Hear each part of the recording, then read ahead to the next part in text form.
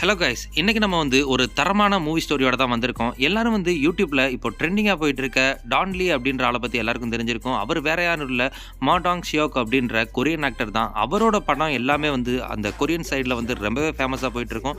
So ரொம்ப நேரம் பேசிக்கிட்டு இருக்காம நம்ம கதைக்குள்ள போயிடலாம் வாங்க.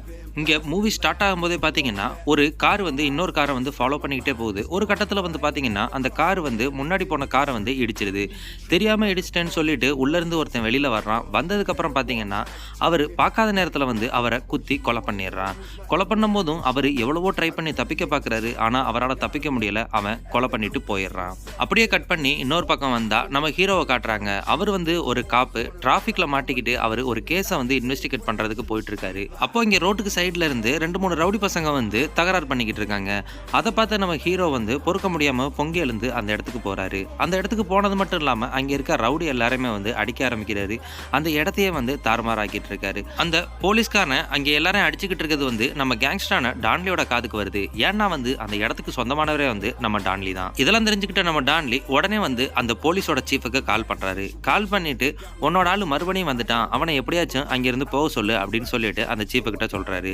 உடனே அவரும் நான் அவனை பாத்துக்கிறேன், நீ ஒன்னும் கவலைப்படாதன்னு சொல்லிட்டு விட்டுறாரு. இன்னொரு பக்கம் நம்ம காப்பி ஹீரோ அந்த பார்ல இருந்து ஒருத்தனை அடிச்சு இழுத்துக்கிட்டு போறாரு. அப்போ அவரோட சீஃபை கால் பண்ணி எதுக்குடா இங்க போன அப்படின்னு கேட்டா, நான் கிரைம் ஸ்பாட்டுக்கு போயிட்டு இருக்கேன்னு சொல்லிட்டு அவரோட காலை கட் பண்ணிட்டு அந்த அடிச்சு கூட்டிட்டு வந்தவனோட பைக்லயே கிரைம் ஸ்பாட்டுக்கு போறாரு. அங்கே போய் எல்லாத்தையும் செக் பண்றாரு. ஆனா அவருக்கு ஒண்ணுமே கிடைக்கல. அந்த நேரத்துல பாத்தீங்கன்னா ஒரு பொண்ணு இன்வெஸ்டிகேட் பண்ணிட்டு அவ என்ன சொல்றான்னா, இது ஏதோ கொலையா இருக்கலாம், இல்ல ஹார்ட் அட்டாக்கா இருக்கலாம்னு சொல்லி முடிச்சிடறான். ஆனா இவர் பேக் சைட்ல போய் பாக்குறாரு. அப்பதான் தெரியுது அங்கே ஒரு கார் இடிச்சதுக்கான ஒரு சிம்பிள் தெரியுது. அதை பார்த்தோன்னே இவர் ஒரு போட்டோ எடுத்து வச்சுக்கிட்டு இது எப்படி நடந்திருக்கும் அப்படின்னு சொல்லிட்டு யோசிக்கிறாரு. உடனே அங்க ஃபாரன்சிக் டிபார்ட்மெண்ட்ல உள்ள ஒரு லேடியை கூப்பிட்டு இதை பத்தி உனக்கு ஏதாச்சும் தெரியுமான்னு கேட்கிறாரு. அவங்களும் இல்ல எனக்கு இதை பத்தி தெரியல அப்படின்னு சொல்லிட்டு விட்டுறாங்க. நெக்ஸ்ட் நம்ம டான்லி பாத்தீங்கன்னா அவரோட பார்ட்னரோட ஒரு மீட்டிங்ல இருக்காரு. ஆனா அந்த நேரத்துல அவரோட பார்ட்னர் கொஞ்சம் அதிகமாவே பேசுறாரு. அதை பார்த்துக்கிட்டு இருந்த நம்ம டான்லியோட ஆளு என் முதலாளி கிட்ட கொஞ்சம் பார்த்து பேசு அப்படின்னு சொல்லி மிரட்டுறான். அதை கேட்டோன்னே இன்னொருத்தவன் அங்கிட்டு இருந்து குதிக்க ஆரம்பிக்கிறான். அந்த நேரத்துல பாத்தீங்கன்னா நம்ம டான்லியோட பார்ட்னர் என்னடா உன் ஆளை நீ ஒழுங்காவே பார்த்து வச்சுக்க மாட்டியா, என்ன ட்ரைனிங் கொடுத்து வச்சிருக்க அப்படின்னு சொல்றாரு. இதனால கடுப்பான டான்லி அவரோட ஆளையே ஒரு அடியை போட்டு உட்கார வச்சிடறாரு. அது மட்டும் இல்லாம அந்த ஆப்போசிட்ல இருந்தவன் குதிச்சுக்கிட்டு இருந்தான்ல, அவனையும் பிடிச்சி அவன் பல்லையும் புடுங்கி விட்டுறான். பல்ல புடுங்கி ஒரு பாட்டில்ல போட்டுட்டு இனிமே நம்ம பீஸ்ஃபுல்லா டீல் பண்ணலாம் அப்படின்னு சொல்லிட்டு பேசிட்டு போயிடுறாரு. அதே நேரத்துல நம்ம இன்வெஸ்டிகேஷன் டீம் என்ன பண்றாங்கன்னா அந்த மர்டர் கேஸை செக் பண்ண ஆரம்பிக்கிறாங்க. அப்பதான் அவங்களுக்கு தெரியுது இதே மாதிரி பல கேஸ் நடந்திருக்கு, எல்லாத்தோட கத்தி குத்தும் ஒரே மாதிரி தான் இருக்கு அப்படின்றத கண்டுபிடிக்கிறாங்க. அன்னைக்கு நைட்டே பார்த்தீங்கன்னா நம்ம டான்லி அவரோட மீட்டிங்கை முடிச்சுட்டு தனியாக தான் காரில் போகிறாரு. அப்போ யாரும் காரில் இடிக்கிற மாதிரி தெரியுது. உடனே அவர் வெளியில் சரி பரவாயில்ல போ அப்படின்னு சொல்லிட்டு பேசிக்கிட்டு இருக்கும்போதே அவன் கத்தி எடுத்து குத்த ஆரம்பிக்கிறான். இவரும் எவ்வளவோ முயற்சி பண்ணி தடுக்க பார்க்குறாரு. ஆனால் அவரால் முடியலை. 4-5 குத்து வாங்கிடுறாரு. ஒரு வழியாக எப்படியோ அவரும் திருப்பி அவனை குத்தி அடித்து பறக்க விட்டு ஆளை ஓட விட்டுறாரு. அதுக்கப்புறம் அவன் கார் எடுத்துக்கிட்டு இவரே அடிச்சு போட்டுட்டு அங்கேருந்து தப்பிச்சு போயிடுறாரு. இவரை ரோட்டில் பார்த்தவங்க எப்படியோ ஹாஸ்பிட்டலில் சேர்த்துடுறாங்க. ஆனால் இவர் உயிருக்கு ரொம்பவே போராடிக்கிட்டு இருக்கனால நிறைய சர்ஜரிலாம் பண்ணி இவரை காப்பாத்துறாங்க. அதே நேரத்தில் நம்ம டான்லியோட டீம் இதுக்கெல்லாம் காரணமானவங்க ஆப்போசிட் டீமாக தான் இருக்குன்னு சொல்லி அவங்களெல்லாம் விரட்டி கொள்றாங்க. அந்த நேரத்தில் இந்த சைக்கோ கில்லர் என்ன பண்றான்னா, யாரையும் கொல்ல முடியாதனால ஒரு டாகை கொல்றதுக்கு பிளான் பண்றான்.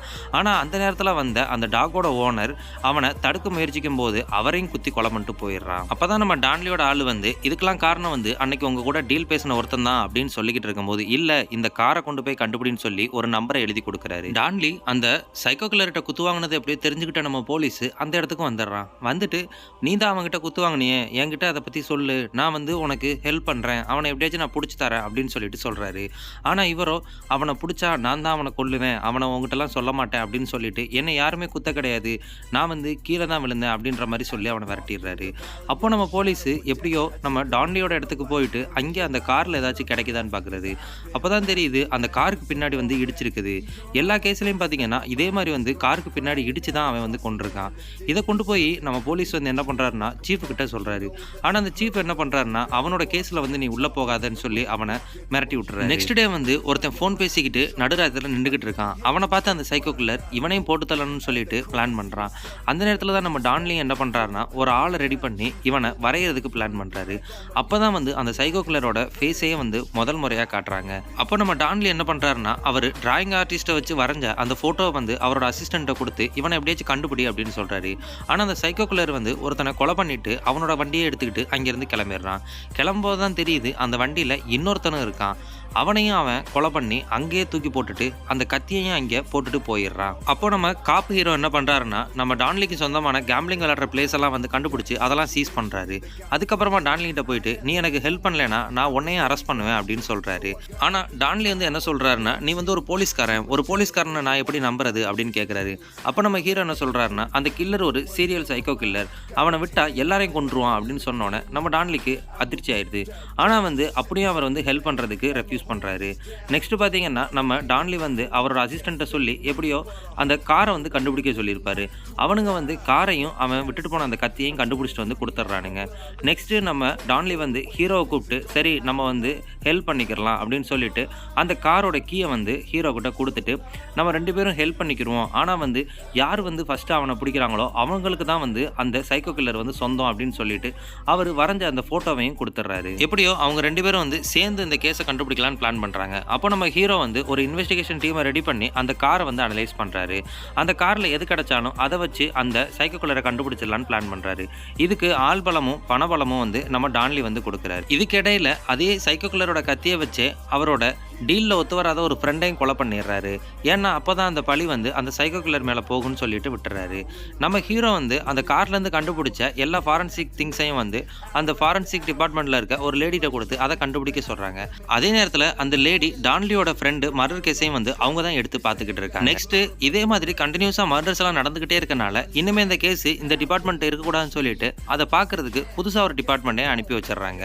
அதே நேரத்தில் அந்த லேடி ஃபாரன்சிக் எல்லாம் முடிச்சுட்டு அவங்க கால் பண்ணி நம்ம ஹீரோ கிட்ட நீ அனுப்பின ஃபாரன்சிக் திங்ஸ்லாம் வந்து எங்கிருந்து கண்டுபிடிச்சேன்னு சொல்லி கேட்குறாங்க. அப்போ நம்ம ஹீரோ என்ன விஷயன்றதை கேட்கும்போது தான் சொல்கிறாங்க, இந்த சைக்கோ கில்லரோட திங்ஸும் இப்போ ரீசெண்டாக நடந்த மர்டர் திங்ஸும் வந்து எல்லாமே ஒரே மாதிரி இருக்குது அப்படின்னு சொல்லிடுறாங்க.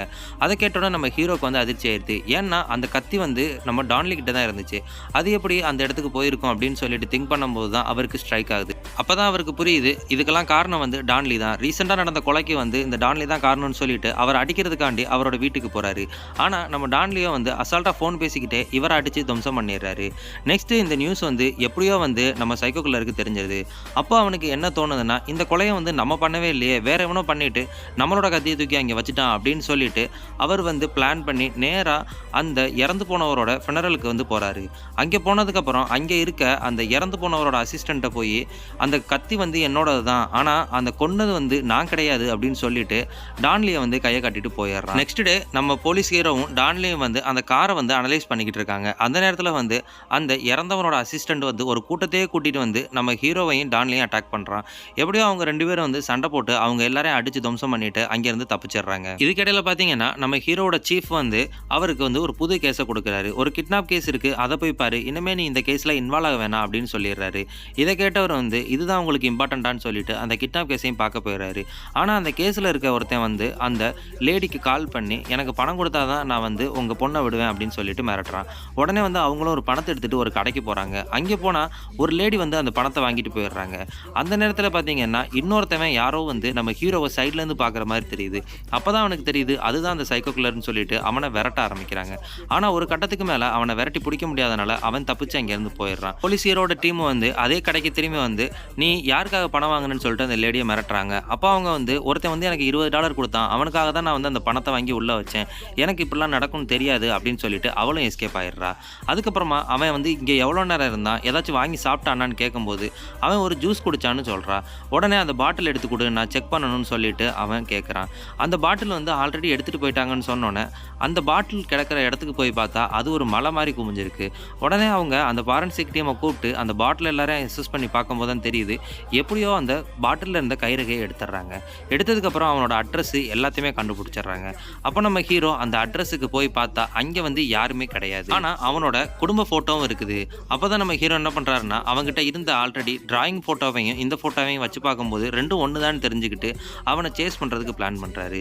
நெக்ஸ்ட் டே வந்து நம்ம டான்லியும் அவங்க கேங்கும் அதுக்கப்புறம் போலீஸும் அவரோட கேங்கும் சேர்ந்து ஒரு மீட்டிங் போடுறாங்க.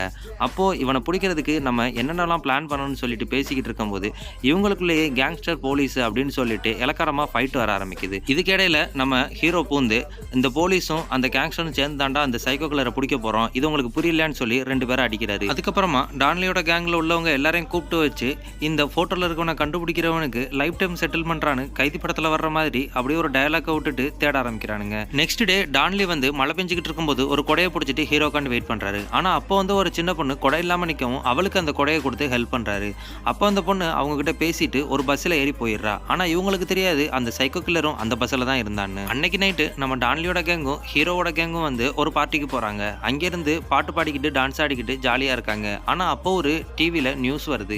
என்னன்னு பாத்தீங்கன்னா ஒரு சின்ன பொண்ணு இறந்து போயிட்டா அப்படின்ற மாதிரி ஒரு நியூஸ் வருது. அந்த நியூஸ்ல பாத்தீங்கன்னா டான்லி கொடுத்த அதே கொடையும் ஒரு ஸ்கூல்ல உள்ள சின்ன பொண்ணோட ஷூவும் கிடக்குது. இதை பார்த்த உடனே அவருக்கு அப்பதான் புரியுது அந்த இடத்துல தான் அந்த சைக்கோ கில்லர் இருந்திருக்கான்னு சொல்லிட்டு அங்கே இருக்க எல்லாரையும் அலர்ட் பண்ணி ஓட சொல்றாங்க. ஆனா அங்கே இருக்க எல்லாரும் போய் தேடும் போது அந்த சைக்கோ கில்லரை காணோம். ஆனா அந்த சைக்கோ கில்லர் இருந்த இடத்த கண்டுபிடிச்சிடுறாங்க. அங்கே போனதுக்கு அப்புறம் எப்படியோ ஒருத்தன்ட்ட கேட்டு அந்த சைக்கோ கில்லர் எப்போ வருவான் அப்படின்னு கேட்கும்போது அவன் ஒரு டயத்தை சொல்றான். அவனுக்காண்டி அவங்க எல்லாரும் வெயிட் பண்ணிக்கிட்டு இருக்கும்போது அவனும் வந்துடுறான். ஆனா இவங்க எல்லாரும் இருக்கிறத பார்த்துட்டு அவன் எப்படியோ கார் எடுத்துட்டு தப்பிச்சு போயிடுறான். இதுக்கடையில தான் நம்ம ஹீரோக்கு ஒரு ஞாபகம் வருது. டான்லி வந்து ஆல்ரெடி சொல்லியிருப்பாரு அவனை யார் பிடிக்கிறாங்களோ அவங்களுக்கு தான் அவன் சொந்தம் அப்படின்ற மாதிரி. இதுக்காக போட்டி போட்டுக்கிட்டு நம்ம ஹீரோவும் டான்லியும் போகும்போது கார் ஆக்சிடென்ட் ஆயிருது. ஆனா அந்த சைக்கோ கில்லரோ எப்படியோ தப்பிச்சு போயிடுறான். அவனை விரட்டி பிடிக்க போது பார்த்தீங்கன்னா நம்ம டான்லியோட அசிஸ்டண்டா அவன் கொண்டுட்டு போயிடுறான். எப்படியோ டான்லி ஒரு இடத்துல வச்சு அவனை அடிச்சு பிடிச்சி தூக்கிட்டு வந்துடுறாரு. தூக்கிட்டு வந்ததுக்கப்புறம் அவனை வெட்டலான்னு சொல்லிட்டு பிளான் பண்ணி ஒரு கத்தி எடுத்து வெட்ட ட்ரை பண்றாரு. ஆனா நம்ம ஹீரோ அதுக்குள்ள வந்து கார்ல வந்து ஒரு ஆக்சிடென்ட் பண்ணி நம்ம டான்லியை பறக்க விட்டுறாரு. அதுக்கப்புறமா நம்ம ஹீரோ வந்து சைக்கோ கில்லரை கூட்டிட்டு போய் போலீஸ்ல ஒப்படைச்சிடறாரு. ஒப்படைச்சதுக்கு அப்புறம் அவர்கிட்ட கன்ஃபஸ் வாங்குறதுக்காண்டி நிறைய பேசுறாங்க. ஆனா அவன் ஒத்துக்கவே மாட்டேங்கிறான். ஏன்னா அதுக்கான சாட்சியே இல்லை, கரெக்டான ஐ விட்னஸ் இல்லாதனால அவனை பிடிக்க முடியாதுன்னு சொல்லிட்டு நம்ம ஹீரோ என்ன பண்றாருன்னா டான்லி கிட்டே போறாரு. டான்லி என்ன சொல்றாருன்னா நான் இன்னமே உனக்கு ஹெல்ப் பண்ண மாட்டேன்னு சொல்லிட்டு ஹீரோவை போட்டு சாத்துன்னு சாத்துறாரு. அப்போ நம்ம ஹீரோ வந்து ஒரு ரெக்கார்ட் பண்ணி வச்சிருந்த ஒரு ஆடியோ ஃபைல் எடுத்து நீ தான் உன் ஃப்ரெண்டை கொன்ன அப்படின்றதுக்கான ஒரு கன்ஃபெஷன் இதில் இருக்கு, இதை நான் போய் எல்லாட்டையும் கொடுத்தேன்னா நீ தான் மாட்டிக்கிறவ அப்படின்னு சொல்லி மிரட்டுறாரு. ஸோ எல்லாரும் வந்து ஐ விட்னஸே இல்லைன்னு நினச்சிக்கிட்டு இருக்கும்போது தான் நம்ம டான்லியோட என்ட்ரி. கோர்ட்டில் வந்து நம்ம டான்லி வந்து நான் தான் அதுக்கு ஐ விட்னஸ் அப்படின்னு சொல்றாரு. ஆனால் வந்து யாருமே அதை நம்பல. அப்போதான் நம்ம டான்லி என்ன பண்ணுறாருன்னா அவரோட ட்ரெஸ்ஸை கலட்டி இந்த பார்த்துக்கிறங்க இங்கெல்லாம் அவன் வந்து குத்துனா, அதுவும் இந்த கத்தியை வச்சு தான் குத்துனா அப்படின்றதெல்லாம் அவர் சொல்றாரு. அது மட்டும் இல்லாமல் அவனோட லெஃப்ட் ஷோல்டரில் பார்த்தீங்கன்னா நானும் ஒரு கத்தியை வச்சு குத்துனேன், அதோட மார்க் இருக்கும் பாருங்கன்னு சொல்லும்போது அதே மாதிரி கலட்டி பார்க்குறாங்க, அந்த மார்க்கும் இருக்குது. உடனே வந்து அவனை ஜெயிலில் பிடிச்சி போடுறதுக்கு பிளான் பண்ணிடுறாங்க. ஆனால் நம்ம டான்லியையும் அப்படியே விடலை. ஏன்னா அவரும் நிறைய தப்பு பண்ணியிருக்கனால அவரையும் வந்து ஜெயிலில் பிடிச்சி போட்டுடுறாங்க. அப்போதான் வந்து ஜெயிலுக்குள்ள ஒரு கார் வருது. என்னன்னு பார்த்தீங்கன்னா நம்ம டான்லியோட மாசான் என்ட்ரி. அங்கே இருக்க எல்லாரும் வந்து அவருக்கு வந்து ரெஸ்பெக்ட் கொடுத்து வணக்கம் வச்சுக்கிட்டு இருக்காங்க. அந்த நேரத்தில் பார்த்தீங்கன்னா நம்ம சைக்கோ கில்லர் அங்கே தான் இருக்கான். அப்போதான் ஒரு ஃப்ளாஷ்பேக் காட்டுறாங்க. டான்லியும் நம்ம போலீஸ் ஹீரோவும் ஃபைட் பண்ணும்போது வந்து கண்டிஷன் போட்டிருப்பாரு, நான் இதெல்லாம் ஒத்துக்கிட்டு நான் வந்து ஐ விட்னஸாக வந்தா என்னையும் அவனையும் ஒரே ஜெயிலில் தான் நீ போடணும் அப்படின்னு சொல்லியிருப்பாரு. டான்லி வந்து ஹீரோ கிட்ட கேட்டுக்கிட்ட மாதிரியே நம்ம டான்லியையும் அந்த சைக்கோ கில்லரையும் வந்து ஒரே ஜெயிலில் தான் போட்டிருப்பாங்க. எப்படியோ அந்த சைக்கோ கில்லர் வந்து போலீஸ்கிட்டே மாட்டிக்கிட்டான், நம்ம டான்லிக்கிட்டே மாட்டிக்கிட்டான்.